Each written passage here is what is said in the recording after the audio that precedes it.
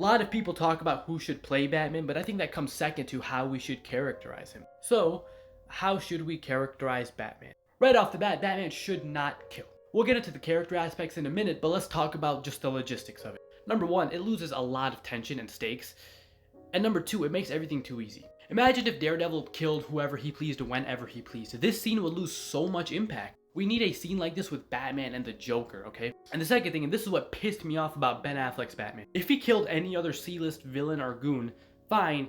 Why didn't he ever kill the Joker? In context of the universe, it makes zero sense, but Joker is a profitable character who you should keep around. You know what I'm saying? So why doesn't Batman kill? Well, Batman is mentally ill at his core. And we gotta lean into that aspect of the character. At his core, he is a little kid who blames himself for the death of his parents. The reason he doesn't kill is because he believes in justice and redemption, as well as the fact that there is a fine line between him and the criminals, and that's the no-kill rule. And maybe, just maybe, Batman doesn't do it because he thinks if he starts, he cannot stop, because he'll enjoy it too much. And you might say, well, Batman should be able to control himself, but it's like, why don't you try your first?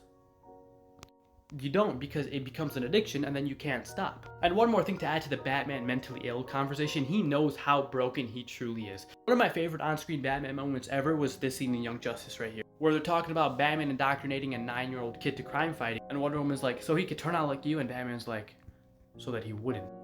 That's peak writing. That's what I want to see in the DCU's Batman. Now let's talk about the relationship between Batman and Superman for a minute, because that's another big thing. Batman and Superman from the beginning should be really close friends, or at least learn to trust each other and then become friends, but never really at odds in the Batman v Superman type of way. I know these are comedy sketches and wouldn't make much sense in a live action setting, but I wouldn't mind seeing a superhero cafe if they can do it right. Just a normal cup of coffee between Bruce Wayne and Clark Kent, talking about their day, talking about how things have been going right or wrong for them. From Superman, Batman learns that to be a better hero means to inspire hope to the good people, not just fear to the bad ones. And from Batman, Superman learns the opposite. Sometimes fear is a tool, sometimes you need that. Despite how Superman is, people don't fear him, therefore they don't respect him in that sense. Like, I think Lex Luthor should be terrified of Batman, despite him being a human. Now let's talk about Bruce Wayne. Bruce Wayne should be a billionaire playboy because it's fun, it's cool, and it's very different from Batman. A lot of people say Bruce Wayne is the mask and Batman is who he is, and there's a little bit more nuance to that, but yeah, I think that hits the nail on the head. And another thing, he should be hypercritical of Batman because